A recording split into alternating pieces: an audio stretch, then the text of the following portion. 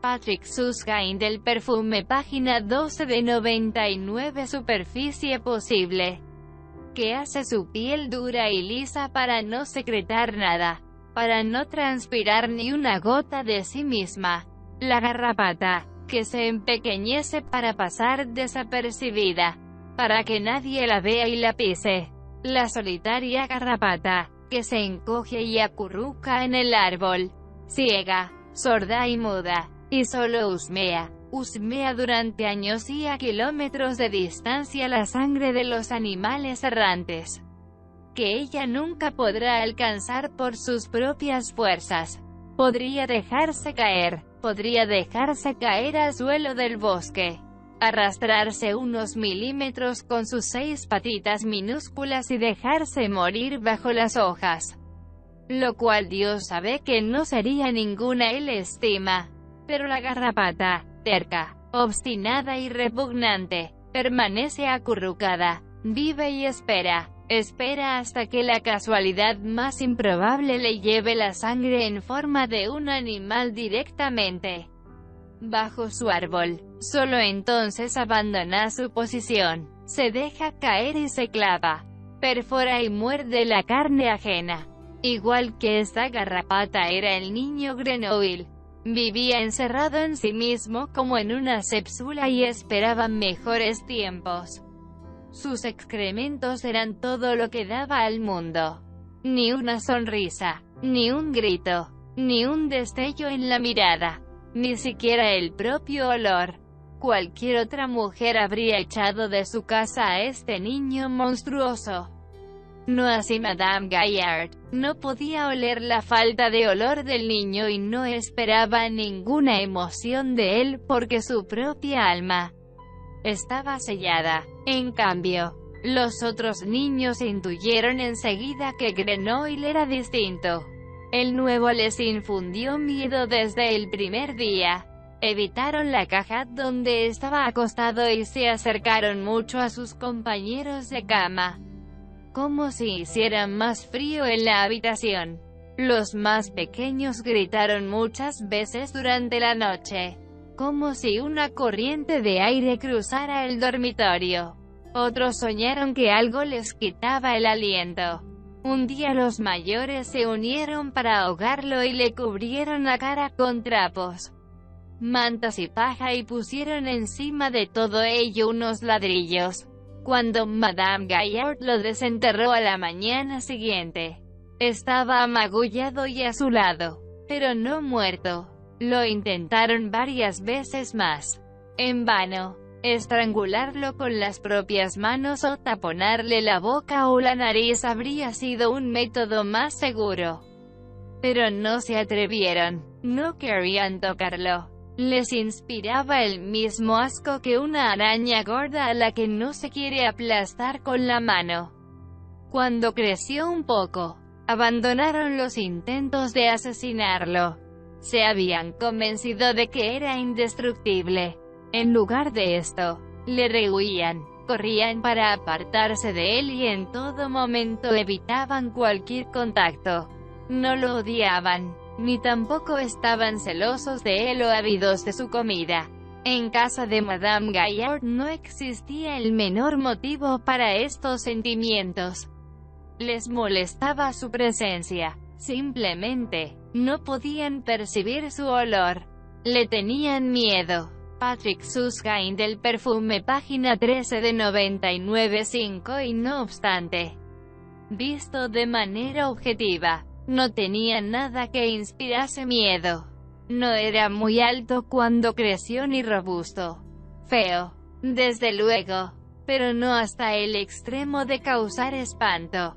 No era agresivo ni torpe ni taimado y no provocaba nunca. Prefería mantenerse al margen. Tampoco su inteligencia parecía desmesurada.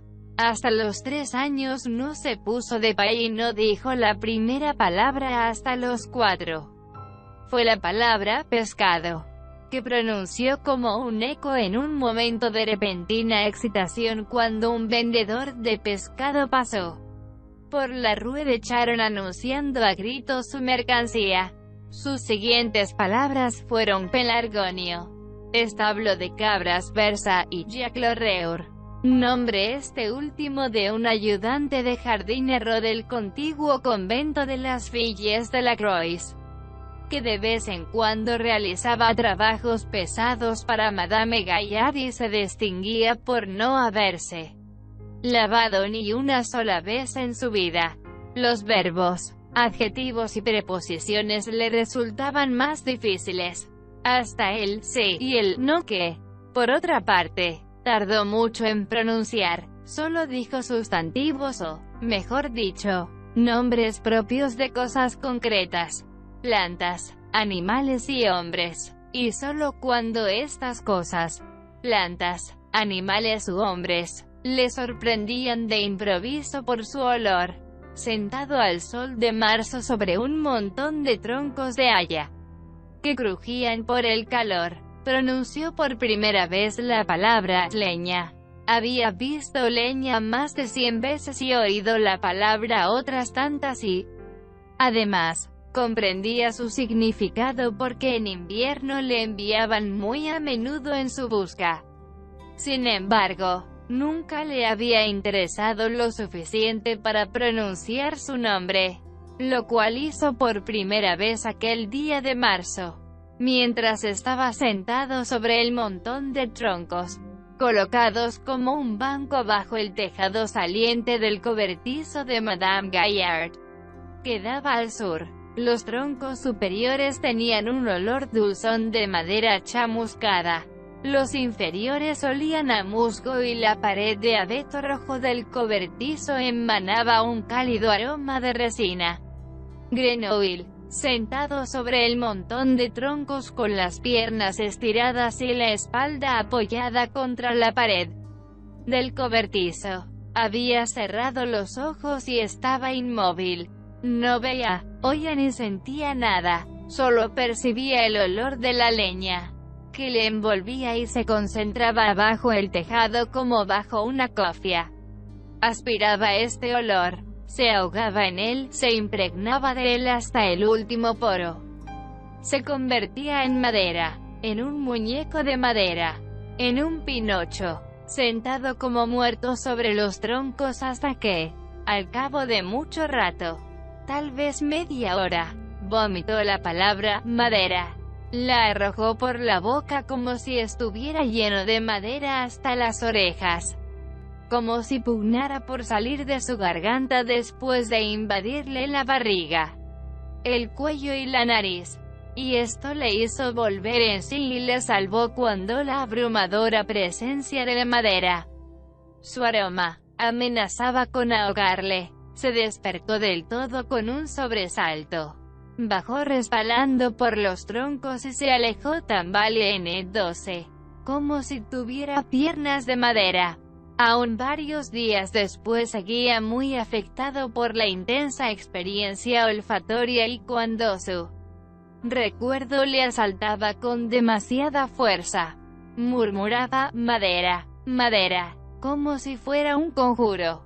Así aprendió a hablar. Las palabras que no designaban un objeto oloroso, o sea, los conceptos abstractos, ante todo de índole ética y moral, le presentaban serias dificultades. No podía retenerlas, las confundía entre sí, las usaba, incluso de adulto, a la fuerza y muchas veces impropiamente. Justicia, conciencia, Dios, alegría, responsabilidad, humildad, gratitud, etc. expresaban ideas enámicas para él. Por el contrario, el lenguaje corriente habría resultado pronto escaso para designar todas aquellas cosas que había ido acumulando como conceptos olfativos. Pronto, no olió solamente a madera, sino a clases de madera: arce, roble, pino, olmo, peral, a madera vieja, joven, podrida, moza, musgosa e incluso a troncos y astillas individuales y a distintas clases de serrín, y los distinguía entre sí como objetos claramente diferenciados, como ninguna otra persona habría podido distinguirlos con los ojos. Y lo mismo le ocurría con otras cosas. Sabía que aquella bebida blanca que Madame Gaillard daba todas las mañanas a sus pupilos se llamaba solo leche, aunque para Grenouille cada mañana olía y sabía de manera distinta, según lo caliente que estaba la vaca de que procedía, el alimento de esta vaca, la cantidad de nata que contenía, etc. Que el humo, aquella mezcla de fluvios que constaba de 100 aromas diferentes y cuyo tornasol se transformaba, no ya cada minuto, sino cada segundo, formando una nueva unidad, como el humo del fuego. Solo tenía un nombre, humo. Que la tierra, el paisaje, el aire, que a cada paso y a cada aliento eran invadidos por un olor distinto y animados. En consecuencia, por otra identidad, solo se designaban con aquellas 3 simples palabras. Todas estas grotescas desproporciones entre la riqueza del mundo percibido por el olfato y la pobreza del lenguaje hacían dudar al joven Grenouille del sentido de la lengua y solo se adaptaba a su uso cuando el contacto con otras personas lo hacía imprescindible. A los 6 años ya había captado por completo su entorno mediante el olfato. No había ningún objeto en casa de Madame Gaillard, ningún lugar en el extremo norte de la Rue de Charon, ninguna persona, ninguna piedra, ningún árbol, arbusto o empalizada, ningún rincón, por pequeño que fuese, que no conociera. Patrick Susskind del Perfume, página 14 de 99, reconociera y retuviera en su memoria, olfativamente con su identidad respectiva. Había reunido y tenía a su disposición 10.000, 100.000 aromas específicos, todos con tanta claridad, que no solo se acordaba de ellos cuando volvía a olerlos, sino que los olía realmente cuando los recordaba. Y aún más, con su sola fantasía era capaz de combinarlos entre sí, creando nuevos olores que no existían en el mundo real. Era como si poseyera un inmenso vocabulario de aromas que le permitiera formar a voluntad enormes cantidades de nuevas combinaciones olfatorias. A una edad en que otros niños tartamudeaban con las primeras palabras aprendidas, las frases convencionales, a todas luces insuficientes para la descripción del mundo. Si acaso, lo único con que podía compararse su talento era la aptitud musical de un niño prodigio que hubiera captado en las melodías y armonías el alfabeto de los distintos tonos y ahora compusiera él mismo nuevas melodías y armonías, con la salvedad de que el alfabeto de los olores era infinitamente mayor y más diferenciado que el de los tonos, y también de que la actividad creadora del niño prodigio Grenouille se desarrollaba únicamente en su interior y no podía ser percibida por nadie más que por él mismo. Se fue volviendo cada vez más introvertido. Le gustaba vagar solo y sin rumbo por la parte norte del Faubourg Saint-Antoine, cruzando huertos, viñas y prados. Muchas veces no regresaba a casa por la noche y estaba días enteros sin aparecer. Luego sufría el correspondiente castigo de los bastonazos sin ninguna expresión de dolor. Ni el arresto domiciliario, ni el ayuno forzoso, ni el trabajo redoblado podían cambiar su conducta. La asistencia esporádica de 1 año y medio a la escuela parroquial de Notre-Dame de Bonsecours no produjo un efecto aparente. Aprendió a deletrear y a escribir el propio nombre, pero nada más. Su maestro le tenía por un imbécil.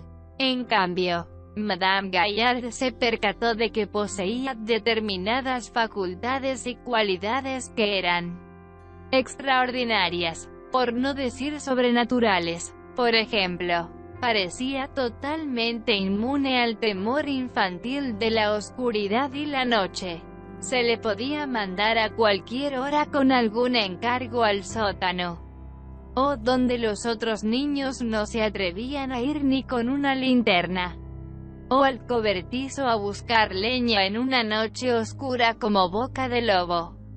Y nunca llevaba consigo una luz, a pesar de lo cual encontraba lo que buscaba y volvía enseguida con su carga, sin dar un paso en falso ni tropezar ni derribar nada. Y aún más notable era algo que Madame Gaillard creía haber comprobado. Daba la impresión de que veía a través del papel, la tela o la madera y, sí, incluso a través de las paredes y las puertas cerradas. Sabía QNTos niños y cules de ellos se hallaban en el dormitorio sin haber entrado en él, y también sabía cuando se escondía una oruga en la coliflor antes de partirla. Y una vez que la había ocultado también el dinero, que no lo encontraba, cambiaba el escondite. Señaló sin buscar un segundo un lugar detrás de la viga de la chimenea y en efecto, allí estaba. Incluso podía ver el futuro, pues anunciaba la visita de una persona mucho antes de su llegada y predecía infaliblemente la proximidad de una tormenta antes de que apareciera en el cielo la más pequeña nube.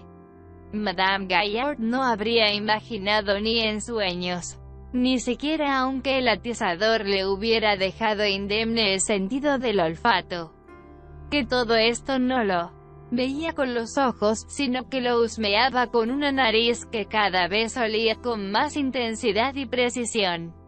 La oruga en la col, el dinero detrás de la viga, las personas a través de las paredes y a una distancia de varias manzanas. Estaba convencida de que el muchacho imbécil no era un vidente, y como sabía que los videntes ocasionaban calamidades e incluso la muerte, empezó a sentir miedo. Un miedo que se incrementó ante la insoportable idea de vivir bajo el mismo techo con alguien que tenía el don de ver a través de paredes y vigas un dinero escondido cuidadosamente. Por lo que en cuanto descubrió esta horrible facultad de Grenouille ardió en deseos de deshacerse de él, y dio la casualidad de que por aquellas mismas fechas Grenouille tenía 8 años. El convento de Saint Mary suspendió sus pagos anuales sin indicar el motivo. Madame Gaillard no hizo ninguna reclamación.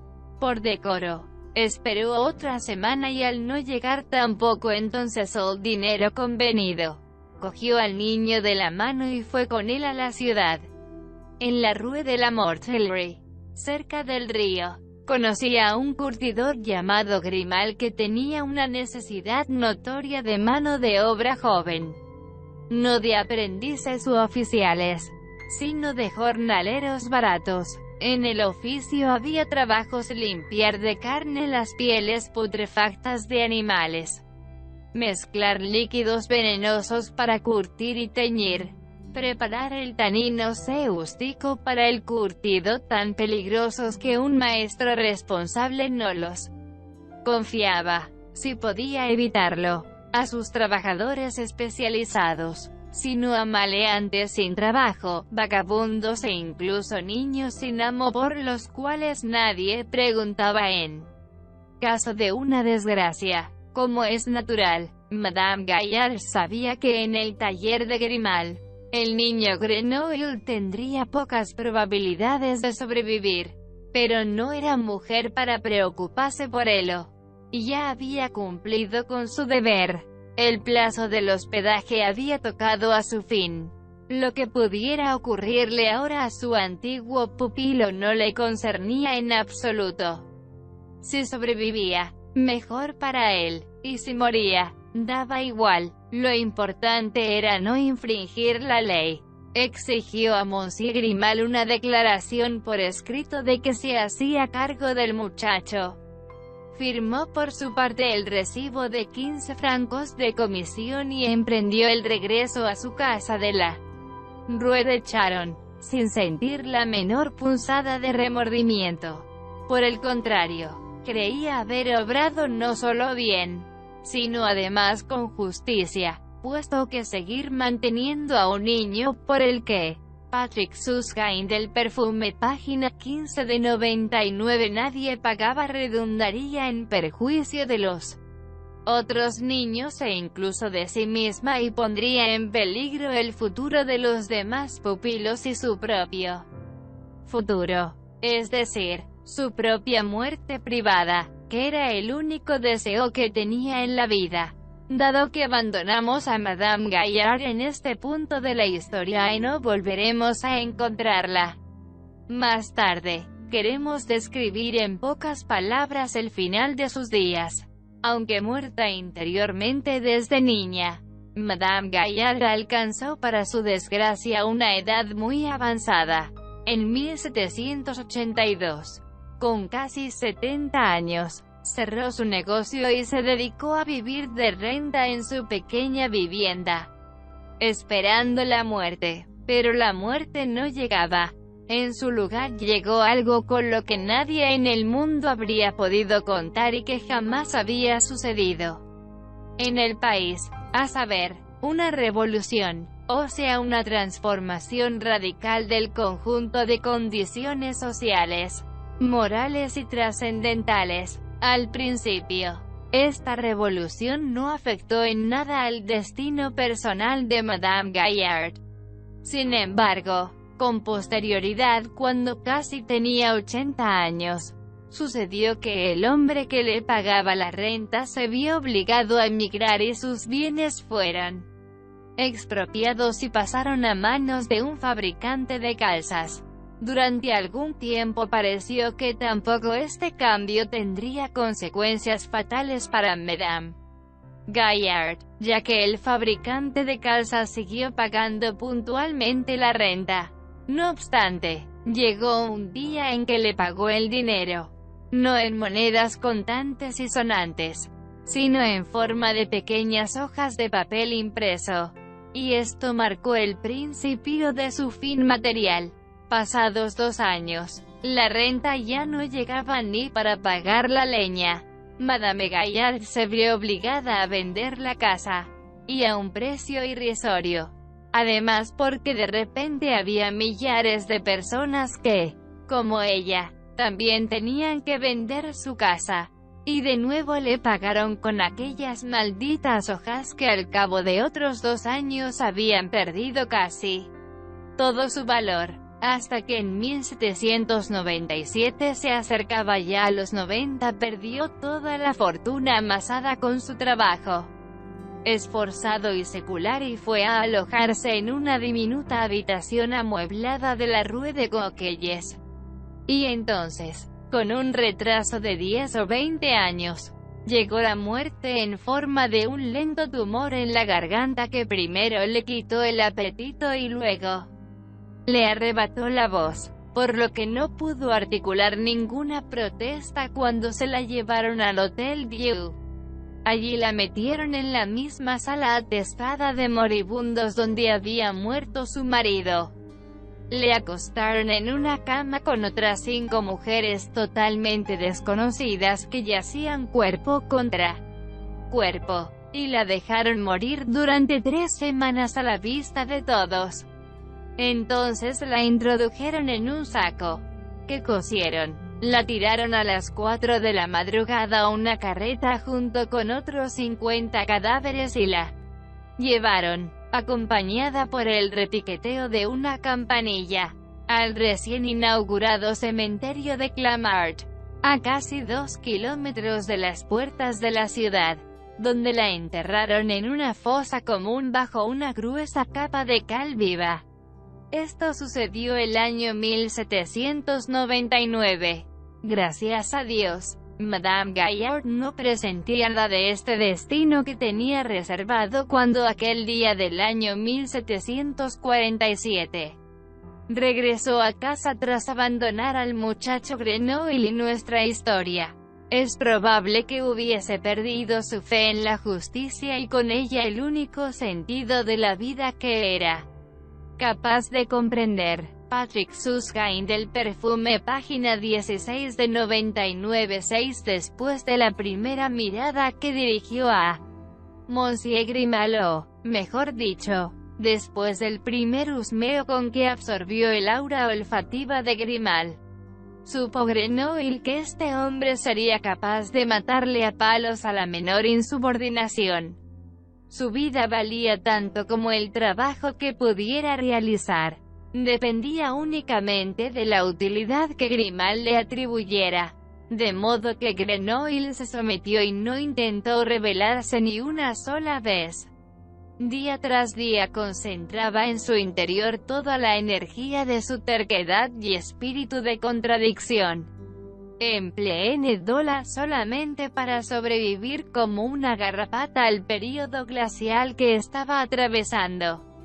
Resistente, frugal, discreto, manteniendo al mínimo, pero con sumo cuidado, la llama de la esperanza vital, se convirtió en un ejemplo de docilidad, laboriosidad y modestia. Obedecía en el acto, se contentaba con cualquier comida.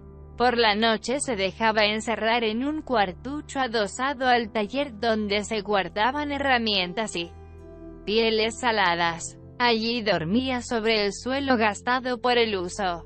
Durante el día trabajaba de sol a sol. En invierno 8 horas y en verano 14, 15 y hasta 16. Limpiaba de carne las hediondas pieles.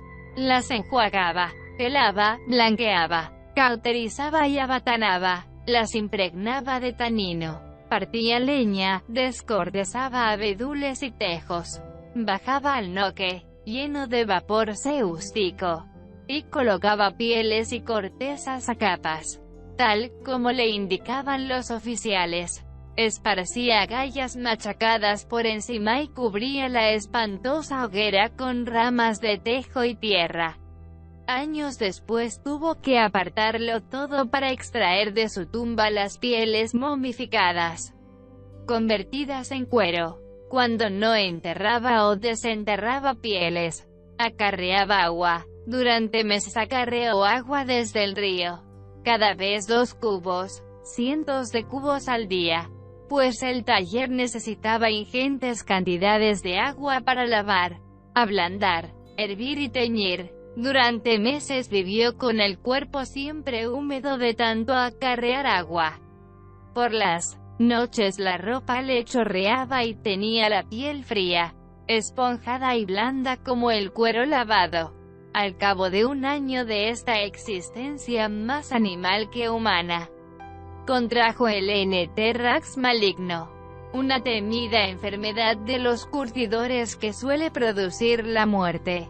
Grimal ya le había desahuciado y empezado a buscar un sustituto, no sin lamentarlo, porque no había tenido nunca un trabajador más frugal y laborioso. Cuando Grenoble, contra todo pronóstico, superó la enfermedad, solo le quedaron cicatrices de los grandes N-Terrax negros que tuvo detrás de las orejas, en el cuello y en las mejillas, que lo desfiguraban. Afenedolo todavía más. Aparte de salvarse, adquirió ventaja inapreciable la inmunidad contra el mal, de modo que en lo sucesivo podría descarnar con manos agrietadas y ensangrentadas las pieles más duras sin correr el peligro de contagiarse. En esto no solo se distinguía de los aprendices geoficiales, sino también de sus propios sustitutos potenciales. Y como ahora ya no era tan fácil de reemplazar como antes, el valor de su trabajo se incrementó y también, por consiguiente, el valor de su vida. De improviso ya no tuvo que dormir sobre el santo suelo, sino que pudo construirse una cama de madera en el cobertizo y obtuvo paja y una manta propia. Ya no le encerraban cuando se acostaba y la comida mejoró. Grimal había dejado de considerarle un animal cualquiera. Ahora era un animal doméstico útil. Cuando tuvo 12 años, Grimal le concedió medio domingo libre y a los 13 pudo incluso disponer de 1 hora todas las noches, después del trabajo, para hacer lo que quisiera. Había triunfado, ya que vivía y poseía una porción de libertad que le bastaba para seguir viviendo. Había terminado el invierno. La garrapata Grenouille volvió a moverse. Oliscó el aire matutino y sintió la atracción de la casa. El mayor coto de olores del mundo le abría sus puertas. La ciudad de París. Patrick Susskind del perfume, página 17 de 99.7. Era como el país de Jauja. Solo el vecino barrio de Saint-Jacques de la Boucherie y de Saint-Eustache eran Jauja. En las calles adyacentes a la Rue Saint-Denis y la Rue Saint-Martin la gente vivía tan apiñada. Las casas estaban tan juntas una de otra, todas de 5 y hasta 6 pisos, que no se veía el cielo y el aire se inmovilizaba sobre el suelo como en húmedos canales, atiborrados de olores que se mezclaban entre sí, olores de hombres y animales, de comida y enfermedad, de agua, piedra, cenizas y cuero, jabón, pan recién cocido y huevos que se hervían en vinagre, fideos y latón bruñido, salvia, cerveza y lágrimas, grasa y paja húmeda y seca. Miles y miles de aromas formaban un caldo invisible que llenaba las callejuelas estrechas y rara vez se volatilizaba en los tejados y nunca en el suelo. Los seres humanos que allí vivían ya no olían a nada especial en este caldo. De hecho, había surgido de ellos y los había empapado una y otra vez. Era el aire que respiraban y del que vivían.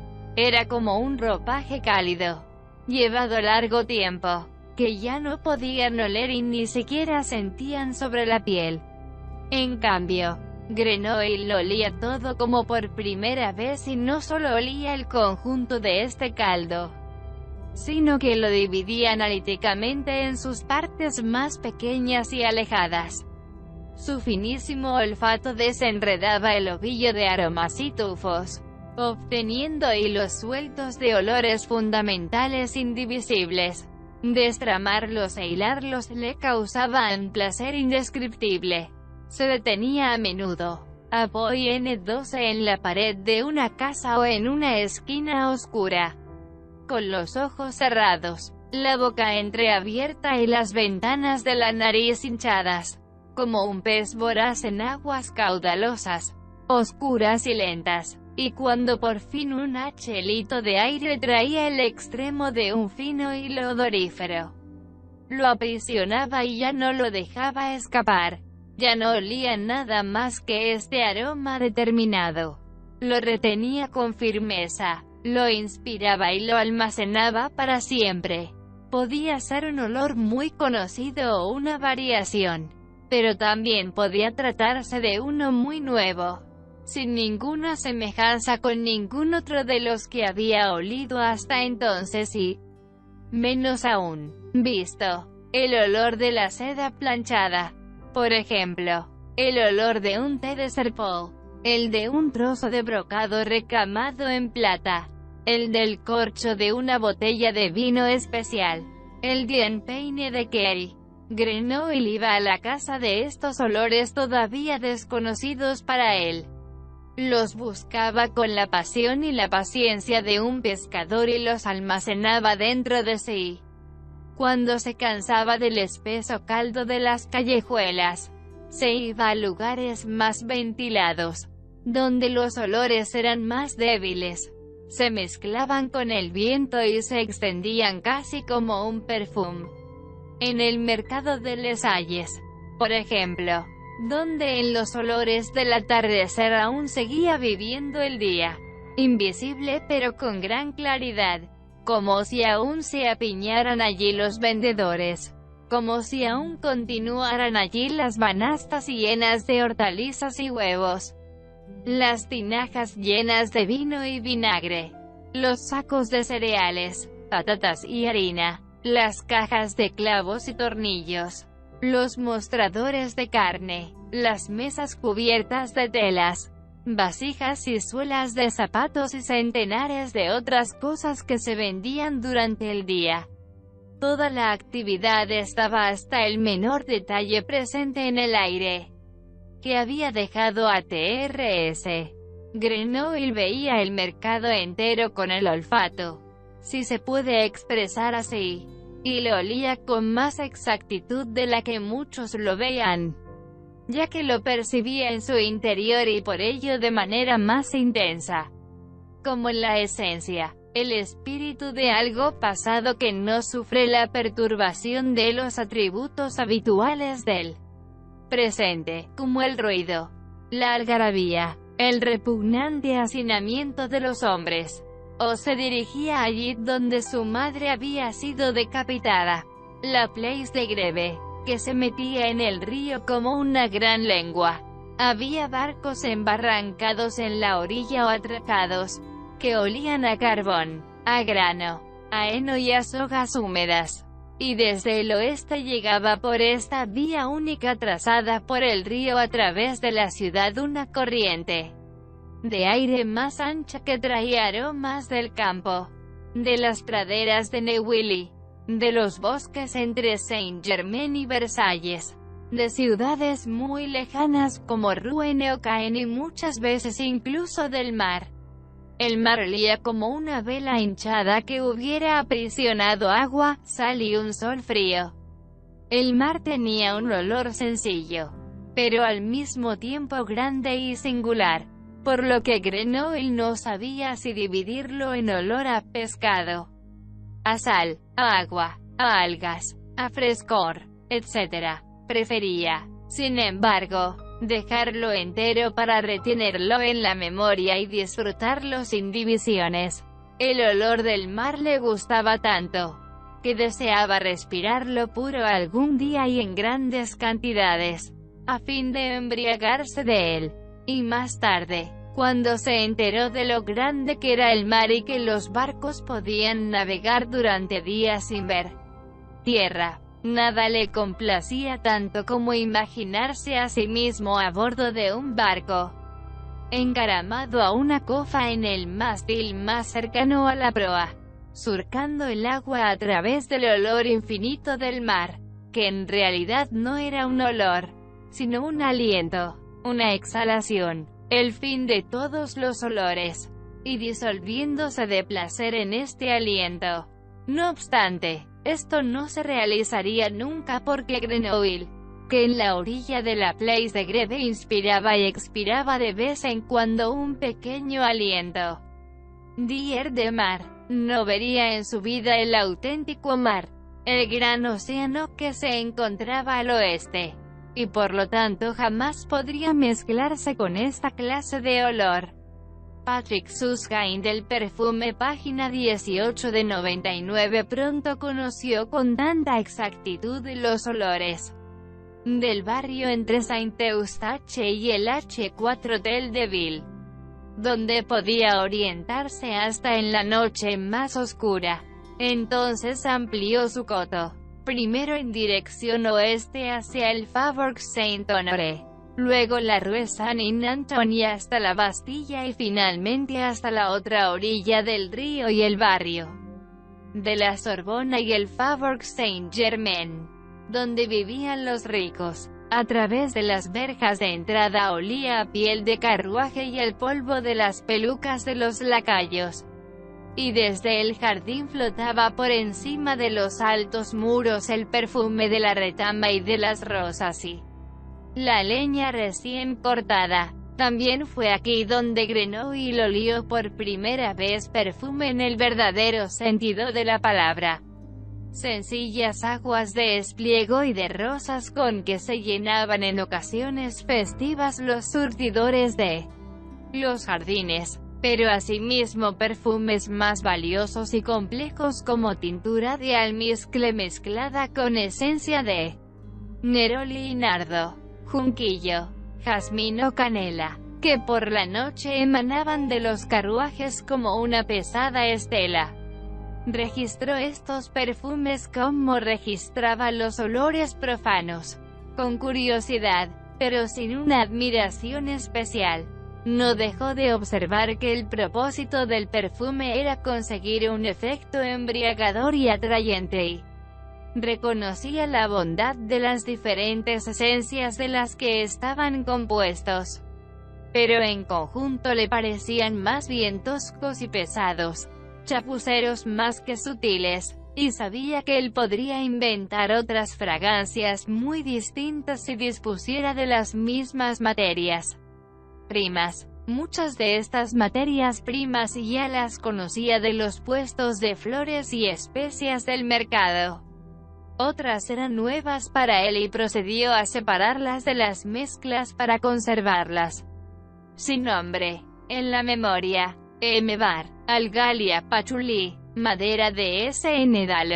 bergamota, vetiver, opopónaco, tintura de benjuí, flor de lúpulo, castorio. No tenía preferencias, no hacía distinciones, todavía no, entre lo que solía calificarse de buen olor o mal olor. La avidez lo dominaba. El objetivo de sus cacerías era poseer todo cuanto el mundo podía ofrecer en olores, y la única condición que ponía era que fuesen nuevos. El aroma de un caballo sudado equivalía para él a la fragancia de un capullo de rosa, y el hedor de una chinche al olor del asado de ternera que salía de una cocina aristocerética.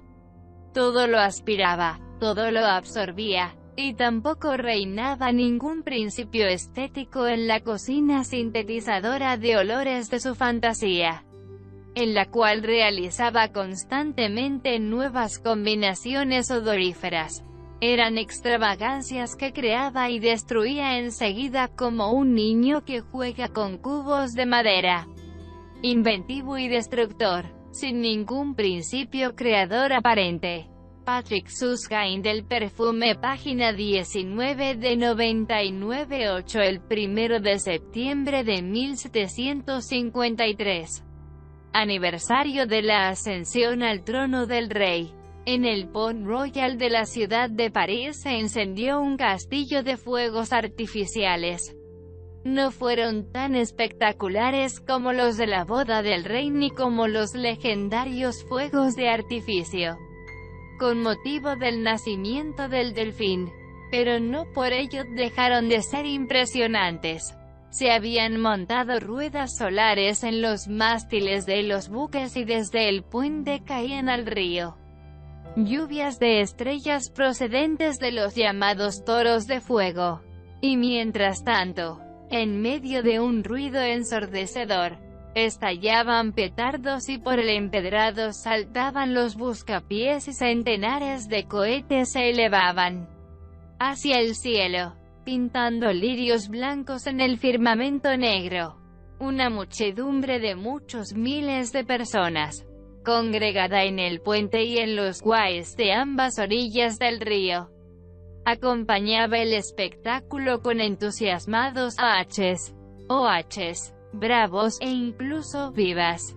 Aunque el rey ocupaba el trono desde hacía 38 años y había rebasado ampliamente el punto culminante de su popularidad, tal era el poder de unos fuegos artificiales. Grenouille los presenciaba en silencio a la sombra del pabellón de Flore. En la orilla derecha, frente al Pont Royal, no movió las manos para aplaudir ni miró una sola vez hacia arriba para ver elevarse los cohetes. Había venido con la esperanza de oler algo nuevo, pero pronto descubrió que los fuegos no tenían nada que ofrecer. Olfatoriamente hablando, aquel gran despilfarro de chispas y lluvia de fuego, estallidos y silbidos dejaba tras de sí una monótona mezcla de olores compuesta de azufre, aceite y salitre. Se disponía ya a alejarse de la aburrida representación para dirigirse a su casa pasando por las galerías del Louvre, cuando el viento le llevó algo minúsculo, apenas perceptible, una migaja, un tomo de fragancia, o no, todavía menos, el indicio de una fragancia más que una fragancia en sí. y pese a ello la certeza de que era algo jamás olfateado antes. Retrocedió de nuevo hasta la pared, cerró los ojos y esponjó las ventanas de la nariz. La fragancia era de una sutileza y finura tan excepcionales, que no podía captarla. Escapaba una y otra vez a su percepción, ocultándose bajo el polvo húmedo de los petardos, bloqueada por las emanaciones de la muchedumbre y dispersada en 1000 fragmentos por los otros 1000 olores de la ciudad. De repente, sin embargo, volvió, pero solo en diminutos retazos, ofreciendo durante un breve segundo una muestra de su magnífico potencial, y desapareció de nuevo. Grenoble sufría un tormento. Por primera vez no era su carácter ávido el que se veía contrariado, sino su corazón el que sufría.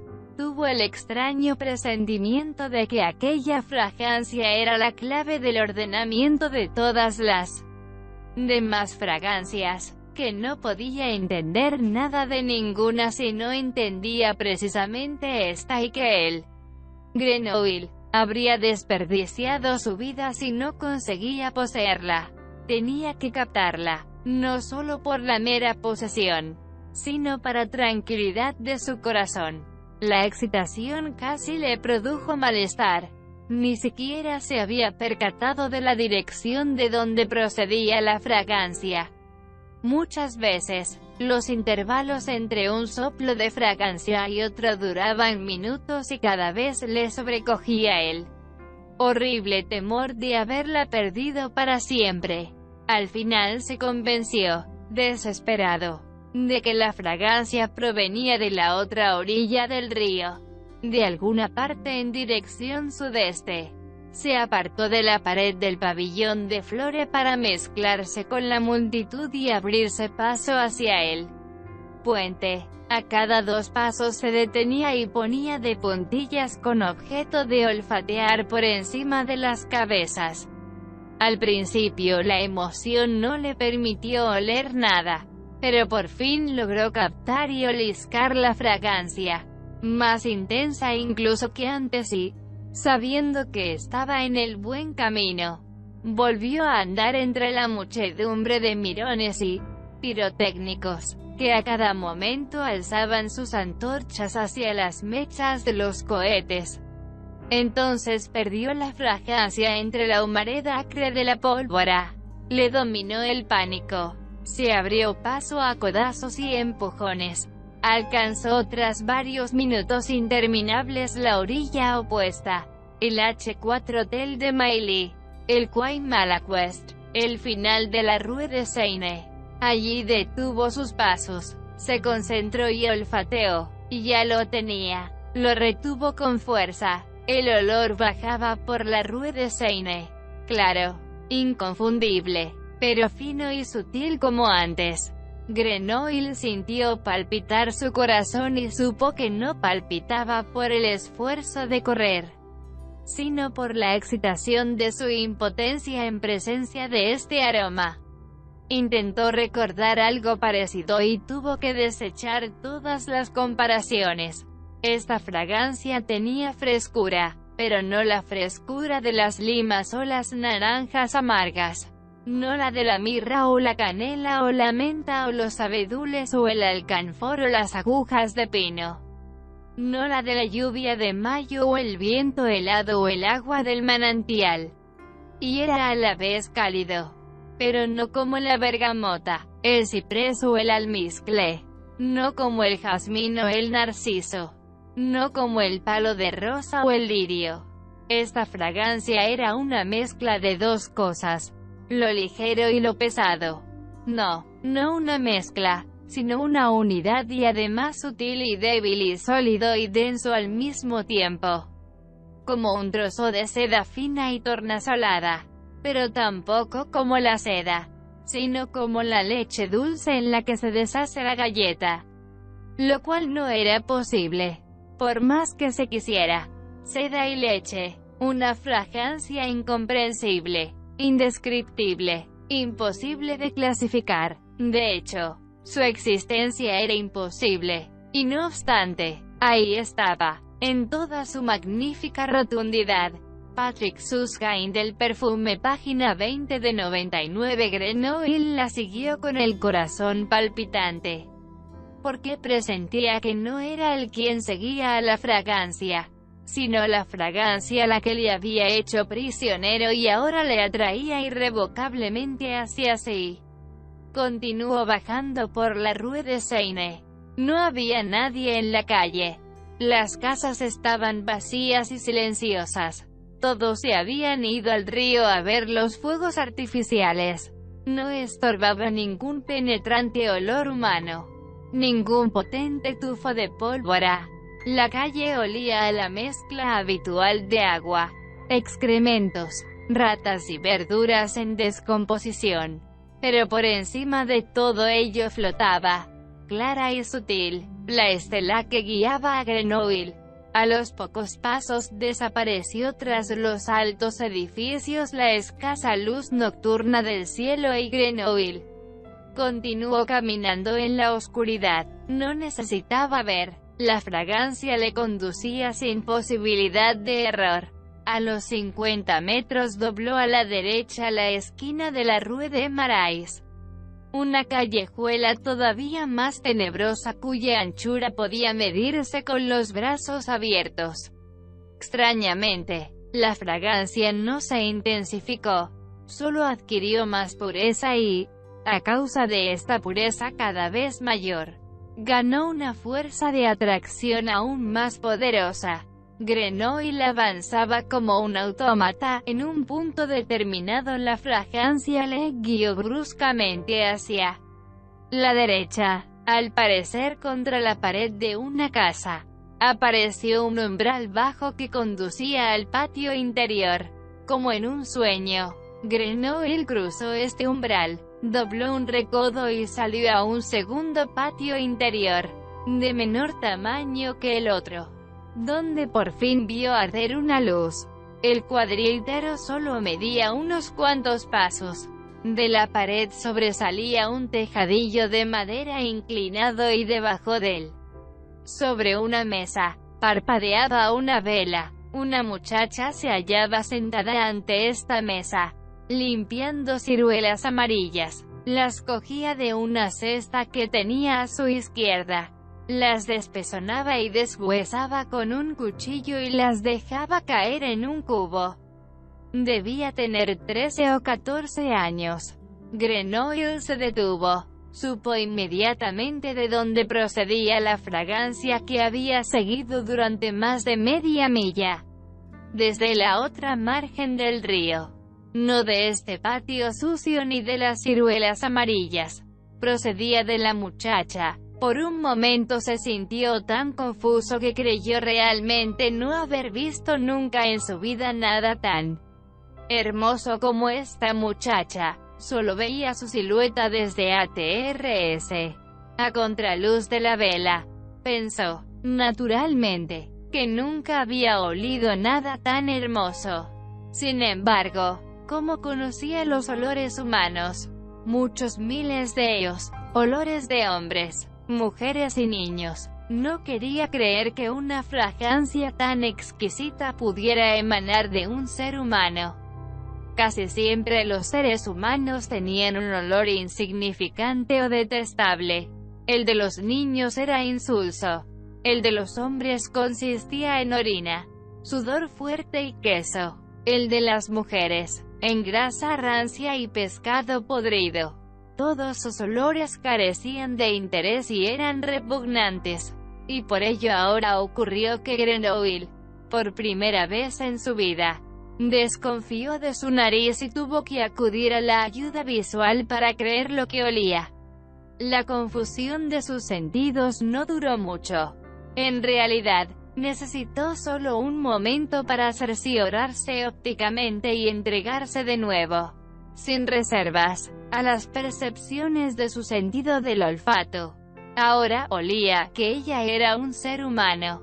Olía el sudor de sus axilas, la grasa de sus cabellos, el olor a pescado de su sexo. Y lo olía con el mayor placer. Su sudor era tan fresco como la brisa marina. El sebo de sus cabellos tan dulce como el aceite de nuez. Su sexo olía como un ramo de nenúfares. Su piel, como la flor de albaricoque. Y la combinación de estos elementos producía un perfume tan rico, tan equilibrado, tan fascinante, que todo cuanto Grenoble había olido hasta entonces en perfumes, todos los edificios odoríferos que había creado en su imaginación, se le antojaron de repente una mera insensatez. Centenares de miles de fragancias parecieron perder todo su valor ante esta fragancia determinada. Se trataba del principio supremo, del modelo según el cual debía clasificar todos los demás, era la belleza pura. Grenoble vio con claridad que su vida ya no tenía sentido sin la posesión de esta fragancia. Debía conocerla con todas sus particularidades, hasta el más íntimo y sutil de sus pormenores. El simple recuerdo de su complejidad no era suficiente para él, quería grabar el apoteósico perfume, como con un troquel en la negrura confusa de su alma. Investigarlo exhaustivamente y en lo sucesivo solo pensar, vivir y oler de acuerdo con las estructuras internas de esta fórmula mágica. Se fue acercando despacio a la muchacha. Aproximéme 12 más y más hasta que estuvo bajo el tejadillo, a un paso detrás de ella. La muchacha no le oyó. Tenía cabellos rojizos y llevaba un vestido gris sin mangas. Sus brazos eran muy blancos y las manos amarillas por el jugo de las ciruelas partidas.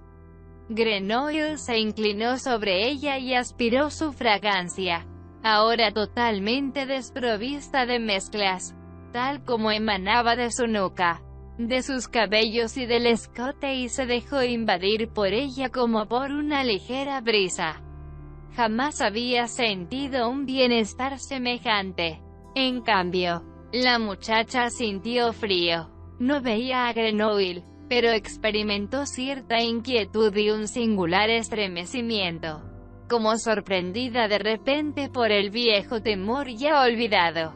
Le pareció sentir una corriente fría en la nuca, como si alguien hubiera abierto la puerta de un sótano inmenso y helado.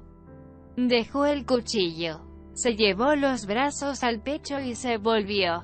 El susto de verle la dejó pasmada, por lo que él dispuso de mucho tiempo para rodearle el cuello con las manos. La muchacha no intentó gritar, no se movió, no hizo ningún gesto de rechazo y él, por su parte, no la. Patrick Susskind del perfume, página 21 de 99, miró.